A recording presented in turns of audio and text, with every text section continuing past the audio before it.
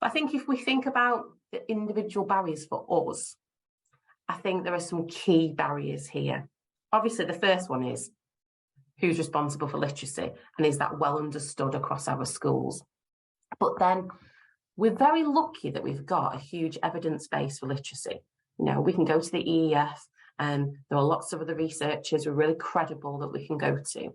But there's so much of it, and sometimes that's really hard to sift through. The EEF is a great place to start, but then, you know, it can be a bit of a, you know, go down the rabbit hole. You start to unpick one thing, it leads you to something else. So sometimes it might feel like there's too much evidence, okay? And very often, this is a reality, that we have a lack of time.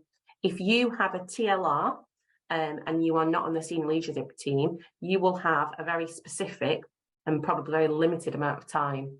And that is a real challenge. And sometimes when we're delivering on improvements to literacy, I think another barrier is the focus can be too generic.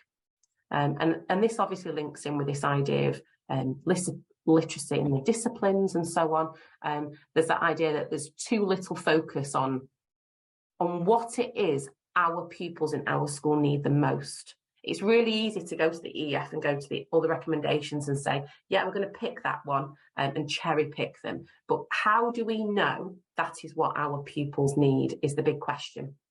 And it's about making fewer but more strategic choices.